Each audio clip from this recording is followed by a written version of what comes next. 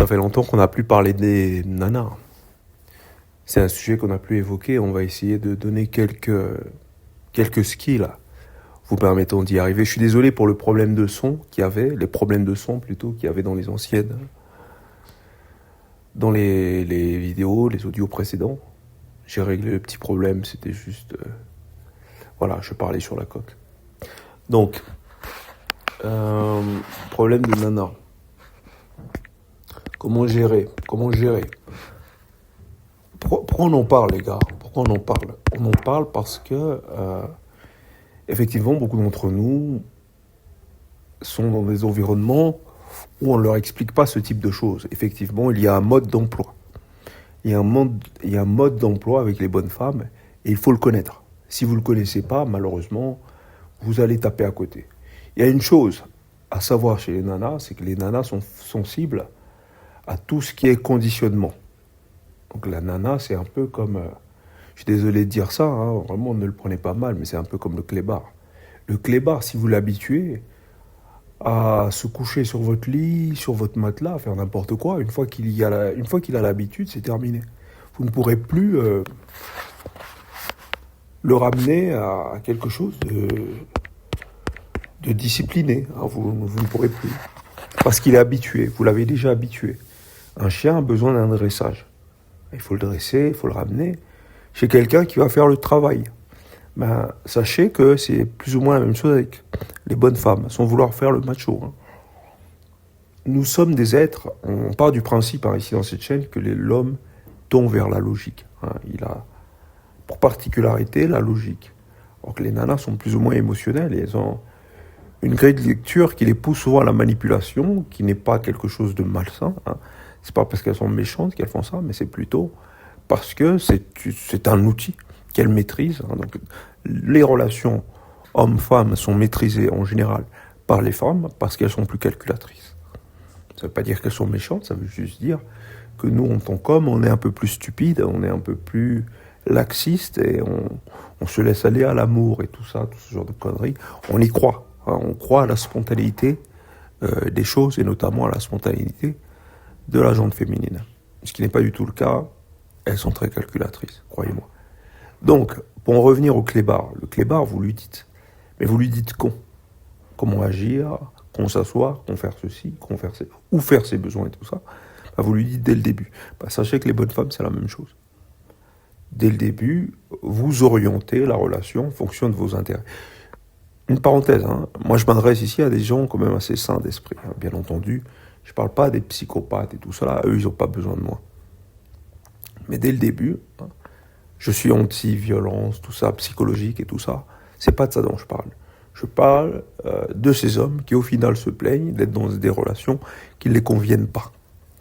Si vous vous êtes retrouvé dans cette situation, je me suis retrouvé aussi dans ce type de situation, c'est parce que dès le début, vous n'avez pas orienté la relation.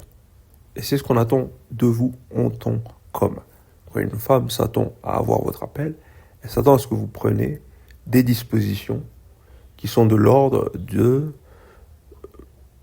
décider de ce que vous allez faire, où vous allez aller. Elle s'attend de vous à ce que vous ne la laissez pas le choix.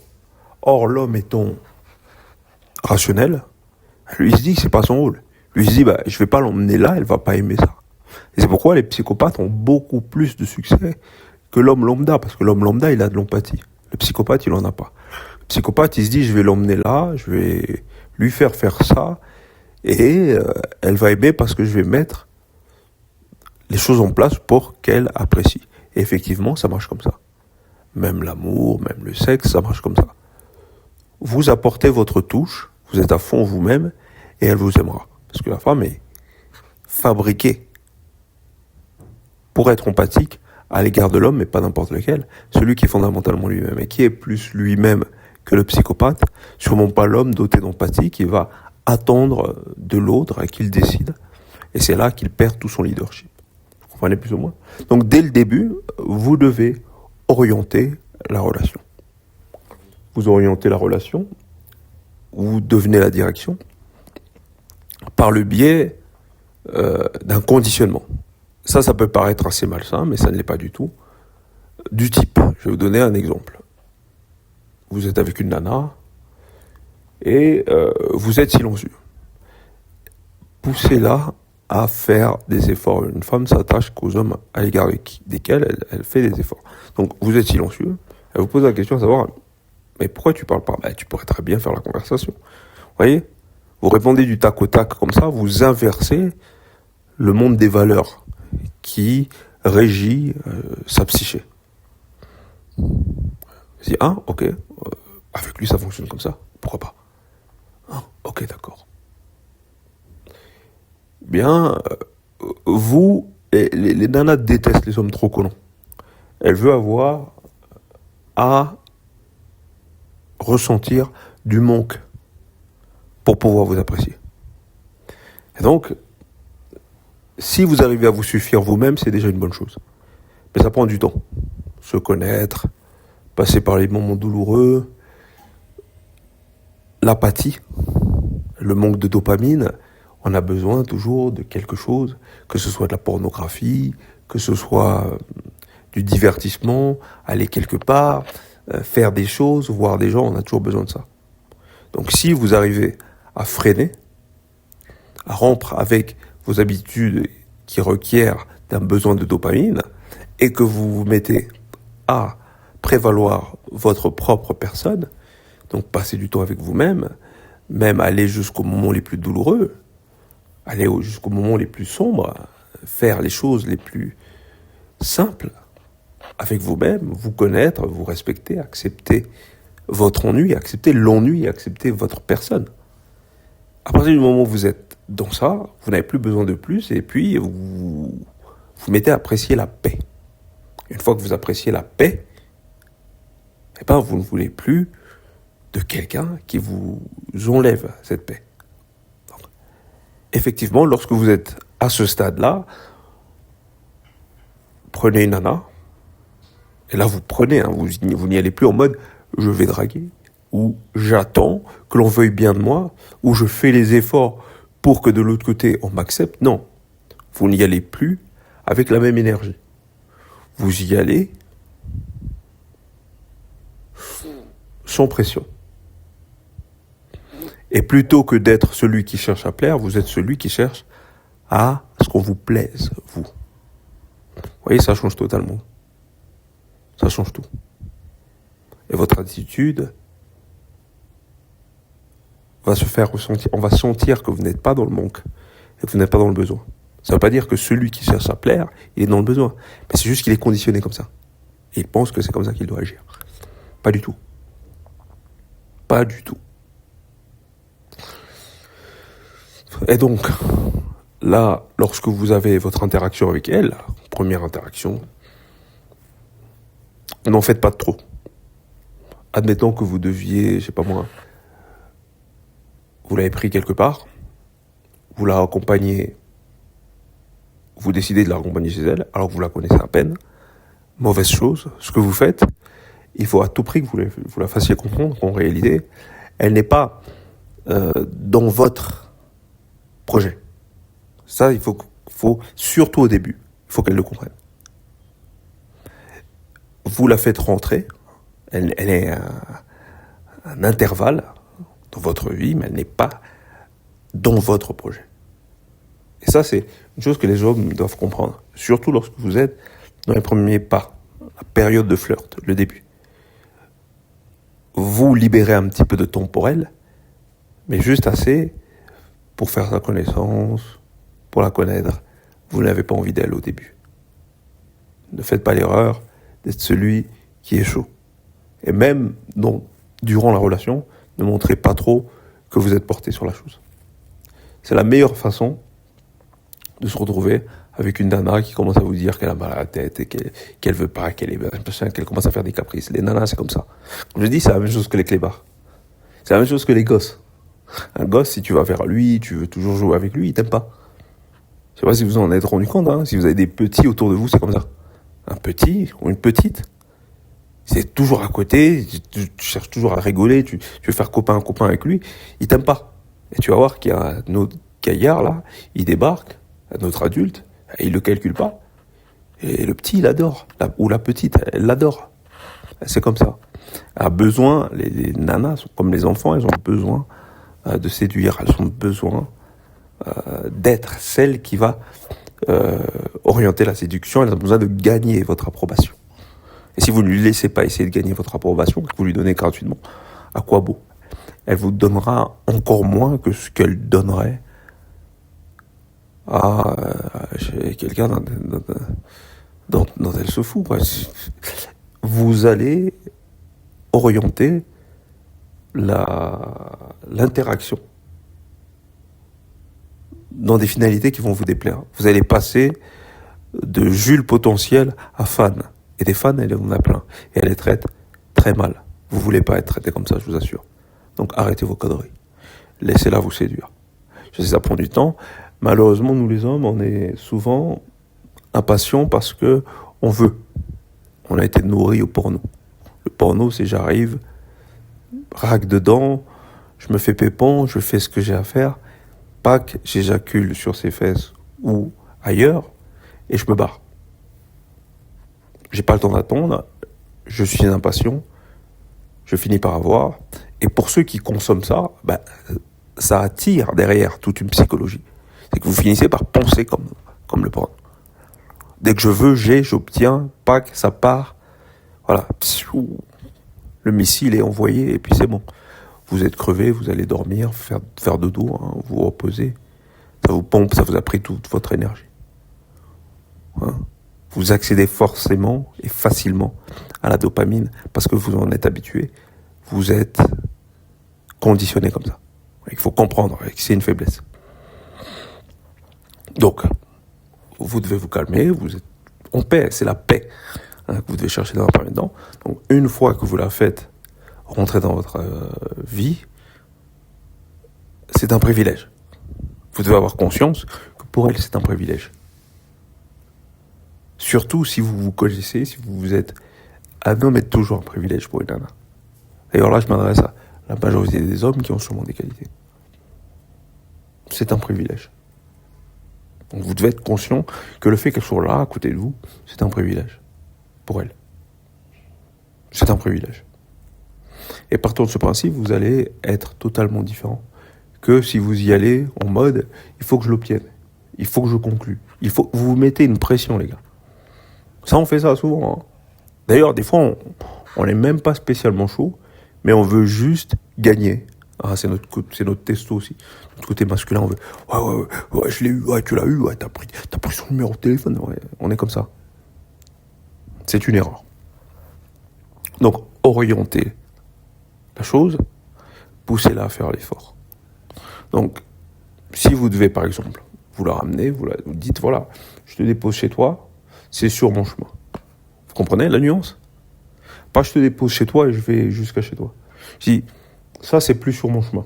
Donc je t'avance, je te dépose quelque part et après tu fais le reste du trajet. Et je peux vous assurer que, contrairement à ce qu'on s'imagine, ça a beaucoup plus d'impact que quelqu'un qui va faire le bouffon et il va la raccompagner jusqu'à chez elle. Les femmes ne sont pas comme vous imaginez. Ah ouais, je suis reconnaissant, il m'a raccompagné jusqu'à chez moi. Non, pas du tout.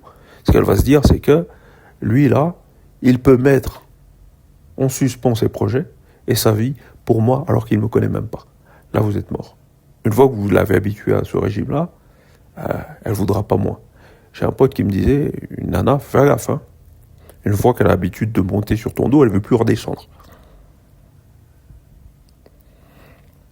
Donc, les gars, soyez cool. Pas un violeur. C'est-à-dire, pas le mec qui oppresse. C'est-à-dire que elle est là. Elle doit ressentir que elle est là. Mais si elle n'est pas là, c'est pas un problème. Hein? Vous n'allez pas faire ressentir le côté j'ai besoin de toi. Ça, c'est dans le début. Ça, c'est dans les débuts. Après, par la suite, ah ouais, ça fait un petit temps que tu m'as plus appelé, tout ça. Ah ouais, mais pourquoi tu m'appelles pas? Moi, je suis... Non, en fait, orienter la conversation comme ça. Pas de pression. Vous lui dites, ouais, j'étais dans le quartier, mais je t'ai pas vu. Ouais, mais moi, je suis toujours là. Ah, pourquoi tu m'as pas fait signe? Vous voyez comment vous inversez la chose? prochaine fois, je te ferai signe. Ok. Mais sans attendre grand-chose. Avec les nanas, il ne faut pas être dans l'attente. Ok. On va se dire, mais comment ça, ok? Il y a plein de lascars, là, qui sont derrière mon as, qui m'appellent, qui veulent quelque chose. Lui, ok. Et c'est moi qui vais l'appeler. Là, c'est l'excitation garantie. Donc, vous prenez le rôle. Les nanas sont très symboliques. À partir de votre attitude, elle va vous mettre dans une case. Rien à foutre que tu sois le beau gosse du siècle, que tu t'habilles super bien, que tu aies du pognon, que tu aies la dernière bagnole, tout ça. À partir du moment où tu fais le guignol, tu seras perçu comme un guignol. À partir du moment où tu fais ce que font les fans, tu seras perçu comme un fan. Être beau avec les nanas, c'est surtout dans l'attitude, dans ce que tu proposes. Dans la synergie de ton énergie. Dans votre synergie. C'est-à-dire que il faut que l'un attaque et que l'autre soit mesuré, voire recule un petit peu. Et je t'invite à être celui qui se fait attaquer. La meilleure façon d'atteindre sa proie, c'est de lui faire croire que vous n'êtes pas un prédateur. Donc, il faut y aller comme ça. Et pour les impatients habitués à accéder rapidement à leur dopamine, les gars, faites un travail sur vous-même. Faites un travail sur vous-même, les gars. Ça, c'est la première étape. Et ça se passe loin des nanas. Le je prends ce que je veux tout et tout de suite, ça marche pas. Ça marche pas. Ça peut marcher si vous êtes un peu beau gosse, que vous avez déjà remarqué, mais ça va pas marcher sur le long terme. Après un moment, elle en aura marre. Après un moment, elle va vous traiter comme un déchet. Vous n'avez pas aimé comment elle va vous traiter d'ailleurs. Parce que vous serez celui qui appelle tout le temps. Alors que c'est déjà fait. Normalement, après avoir couché, c'est après toi qu'on doit courir. Et toi, tu continues de courir, abruti. Ce qui fait que tu rentres dans la position de fan. Donc, on va te traiter comme tel, même si tu as obtenu ce que tu voulais. Tu vois ce que tu fais? Tu vois l'erreur que tu fais? Arrête ça. Donc voilà. Comment orienter les choses, comment orienter la relation dans le rapport homme-femme. Si vous n'arrivez pas, si vous n'orientez pas la relation, cette relation va vous échapper. Et si la relation vous échappe, vous n'avez pas aimé dans quoi vous allez vous retrouver. Croyez-moi, les nanas peuvent vous faire vivre l'enfer. Regardez ces hommes-là qui parlent tout seuls dans la rue. C'est souvent une nana. Croyez-moi, c'est pas un jeu. Donc le fait que je fasse ce genre de petit audio peut donner l'impression que je fasse quelque chose d'assez ludique. Mais en fait, c'est une question de survie. Maîtrisez l'objectif. Vous devez contrôler ce qui se dit et comment ça se dit. Peu importe, et c'est pour ça que j'ai commencé par les vidéos, ce que les autres pensent de toi, la prison du regard des autres. Parce que les autres, c'est le monde féminin, la matrice. C'est le monde féminin, la matière, c'est le monde féminin. Donc, une fois que t'es plus prisonnier de ce que pensent les autres, t'es plus prisonnier des nanas, t'es plus prisonnier de ce qu'elles pensent. T'en fous. Parce que tu contrôles maintenant. Tu contrôles la littérature. C'est toi qui écris le storytelling. Quand elle joue le jeu, vous continuez de jouer, tout se passe bien. Mais si elle arrête le jeu, tu coupes, cours. Tu dois être prêt à t'en débarrasser. Comme dans Hit, le gars il dit quoi? Si les flics se pointent, je sais plus combien de minutes top chrono, je suis prêt à me débarrasser de tout le monde. C'est la même chose. Restez froid, restez personnel, parce que la paix, comme je l'ai dit au début, elle est où? Dans ta personne. Ne va pas chercher la complétude, ne va pas chercher à ce qu'une nana te complète. Grossière erreur, mon ami.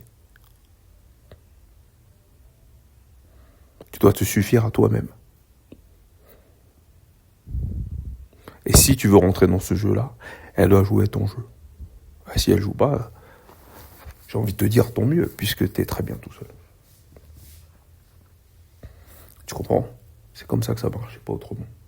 maintenant au cours de la relation. Si tu as perdu le fil, parce qu'il y en a beaucoup, ouais, il est parti, elle m'a quitté, tout ça, bah, c'est parce que justement, dans un premier temps, déjà, tu n'as pas imposé ton dictat. Donc elle ne te respecte pas. Elle croit que tu es son pote, que dans la relation, vous avez tous les deux un mot à dire. Elle n'est même pas manipulée. Les femmes adorent se faire manipuler. Elles s'attachent aux hommes qui les manipulent. Mais pourquoi j'ai fait ça? Je suis trop conne. Voilà comment elles veulent parler de toi. Alors que si elles contrôlent le jeu, t'es plus du tout dans ton masculin, là. C'est elle qui contrôle le jeu, mon pote. C'est même elle qui te manipule, putain. C'est encore pire. Et une fois qu'elle est dans ça, t'as beau être le mec le plus sexy, t'as beau avoir ce que tu veux. Être qui tu veux, la célébrité que tu veux. À partir du moment où elle te contrôle, t'es mort. C'est terminé, mon. Le jeu est fini. Tu vois pas toutes ces célébrités, ces joueurs de football ou je sais pas quoi, là, qui se font racketter par leur ex. Ah, c'est ça. C'est qu'à un moment, ils n'ont pas contrôlé le jeu. Le jeu, ça se contrôle au début. Puis dès que tu vois que ça ne va plus dans ton sens, tu vas toujours jouer sur ça. Pavlov. Conditionnement. Je dis, ouais, je te donne, ok, mais si tu continues d'aller dans ma direction. Tu vois, je te donne, ouais, je te laisse. C'est comme avec les oiseaux. Je jette des miettes de pain que si tu continues d'aller dans ma direction. Tu ne vas plus dans ma direction, mais je garde les miettes de pain pour moi et je me barre avec. Alors je ne nourris que mon propre storytelling à travers toi. Mais si tu ne joues plus le scénario qui me sied, pourquoi je vais continuer de te nourrir? Et il y a beaucoup de mecs qui sont dans des relations comme ça. Ils continuent de nourrir une relation où ils sont perdants. C'est tellement pathétique. Bien entendu, j'en ai fait partie. Hein. Je sais de quoi je parle, sinon je ne pourrais pas en parler comme ça. Donc, au fur et à mesure de la relation, il faut rester dans ça. Et si tu t'es planté, c'est pas grave. Abandonne celle avec qui tu t'es planté. Va tester avec une autre. Tu vas t'améliorer au fur et à mesure des relations. La paix, c'est comme ça. C'est avec un homme qui contrôle l'interaction, et une nana qui a l'impression d'être manipulée tout le temps. Il n'y a que dans ce genre de couple que ça fonctionne un petit peu. L'homme peut rester mesuré parce que voilà, il sait qu'il a un coup d'avance ou deux. Mais quand tu improvises, tous les hommes qui m'écoutent ici, vous savez comment ça se passe. Quand tu sais même pas où t'en es et que tu dois improviser, tu commences à essayer de monter des plans qui tiennent même pas. Ça peut tenir un jour comme ça, mais tu n'as pas contrôlé depuis le début. Moi, je te parle d'un plan qui va tenir dans l'année peut-être. Parce que tu la contrôles psychologiquement. Une fois que tu la contrôles psychologiquement, tu peux même la contrôler sexuellement. Le sexuel avec une nana, ça passe par la tête. À partir du moment où tu contrôles pas sa tête, tu contrôleras jamais sa chatte. Je sais, c'est pas très catholique, surtout dit comme ça. C'est pas très propre. Rien à foutre. Bienvenue dans le cercle.